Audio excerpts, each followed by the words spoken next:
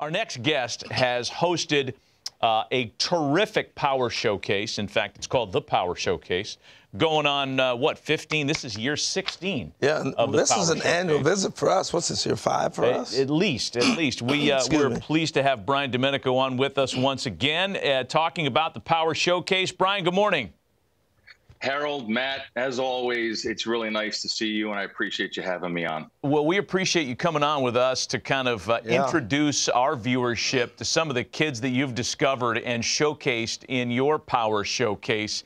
I mean, boy, the list is unbelievable. We watch the video of this thing all the time. Among the players that you had, and I guess you could talk on all of them, who's made your eyes pop the most at the Power Showcase? Well, as far as this year, I mean, it is tough because this was a year where there wasn't like that big human interest story of like the 525-foot home run or something along those lines. But there is a player by the name of Hogan Nelson who has attended 5 Power Showcase events, and he's actually a 3-time Power Showcase champion, and won it as a 13-year-old and a 14-year-old. And then last year had to make a really big decision. He's one of the top quarterbacks in the state of Texas, and decided last year, after having a really good showing at area code, to kind of shift gears and focus strictly on baseball. And he came back as an underclassman and won in dramatic fashion. And he is one of those individuals that has the it factor. When the pressure mounts the most and his back's against the wall, somehow, some way, he comes and he ends up pulling through and winning. And that's one of those unique DNA things that I think scouts and college coaches look for.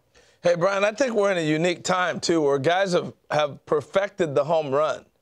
And do you see that early on, the art form of guys really knowing to master their swing for homers at an earlier age than before?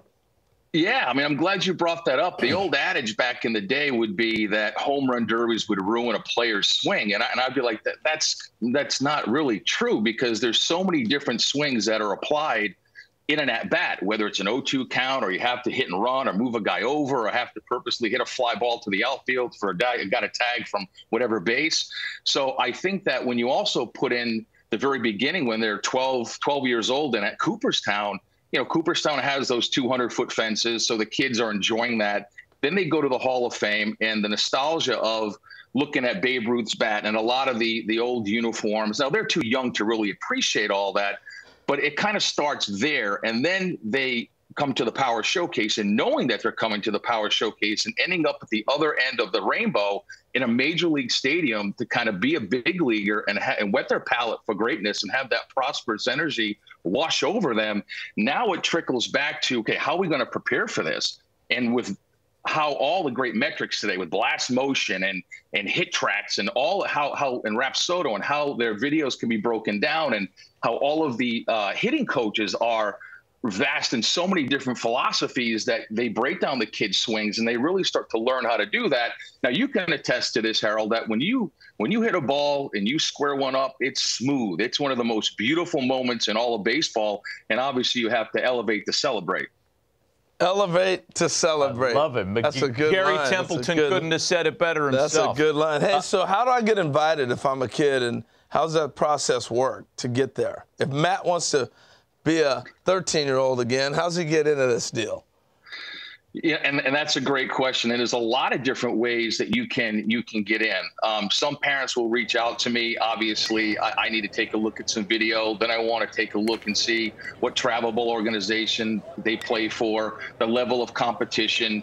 And listen, I don't always bring in the absolute very best guys. There are some big lumbering young players that they just need to set some goals, and it's only a matter of time before the kinetics and everything starts to come together and they find themselves and they take off. So again, parents can reach out through the website, and again, there's a lot of different ways, Harold. Hey, so give us some names of some players, either prospects in minor league ball or big leaguers who've come through the Power Showcase.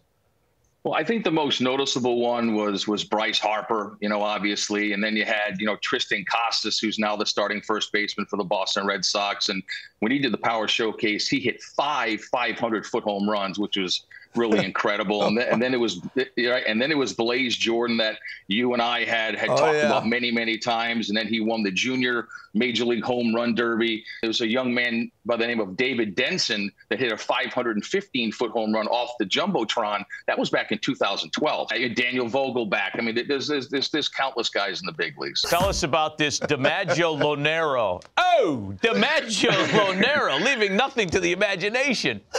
A very, very cool story. So his grandfather was an Italian immigrant. And so when he got to New York, just fell in love with baseball and obviously the New York Yankees. And when he had his son, which is DiMaggio's father, his name was Bill. When Bill grew up, he obviously was a diehard Yankee fan. So he decided to name his son DiMaggio. And his father was like, well, listen, that's kind of a tough name to live up to. And what's ironic is that DiMaggio actually told his father, and he knew about the event because two of his buddies did the event a couple of years ago, a player named Drew Rapepi, who actually was a two-time Power Showcase world champion. He told his father, he's like, I'm gonna go down and I'm going to win it. And I think he put out some incredible numbers, 468 feet with his longest home run. And he has tremendous raw power. And like I said earlier, just scratching the surface in his potential. And I think he did Joe DiMaggio pretty proud, for sure. Yeah, I would say these kids are breaking my back looking at these videos. Like Italians, baby. Like Italians. I understand they also named the family dog Yogi. Is that right? Man, that's right. Living a Yankee dream there. Yeah. I want to ask you about, because there's a couple of 12U and 13U kids that popped as well. And I don't know, for me, the younger they get with the power, I mean, it makes you marvel at the command and the bat to ball skills when the kid's 12 years old. Great point. I think that some kids gravitate towards enhancing their baseball DNA and looking for that next big stage to have to compete upon, like IJ Garza you just saw. That's Tyler Cerruti. That's Sebastian Carthace, who actually won Week 9's Home Run Derby in Cooperstown. Austin Brown, who is a 14-year-old, Harold and Matt, that hit a 479-foot home run. Here it is right here. He hits it, and it goes off the back of the loanDepot. Oh, my gosh. Check this out. Looks like Corey Hart. Beautiful, easy swing. Yep, beautiful, easy swing. Oh, man, it's unbelievable. That is amazing. Now, one more guy, if I can here, is a 6'8" power hitter from Tennessee named Braden Turnage, and I did a little research. I think he's 16 or 17 years old. 6'8". And I did a little digging, and I wanted to find out, okay, who in today's game, position player wise, are the top guys as far as height. You had O'Neal Cruz, the shortstop with the Pirates, and then you have Aaron Judge, who plays outfield. But I wanted to dig a little deeper and find out who was the tallest major leaguer to ever play first base. And it was Tony Clark. I guess he's the executive director of the Major League Baseball Players Association, had 251 home runs and a 15-year career. But, yeah, I mean, 6'8", and he's an incredible basketball player, and he's also an ascending pitcher on the mound. Wow. That's scary. He looked like Richie Sexton. Yeah, that's a good. I thought he looked like George Mirasan. Yeah, that's good, too. NBA player. Hey, Brian, we appreciate the visit as always. Congrats on another successful run on the Power Showcase. I know that kids love participating in your event. You had it a few weeks ago, and for folks that are interested, it's on the website. We have the information on the screen. Brian, we appreciate the visit. Happy holidays to you and your family. Always. Thanks, guys.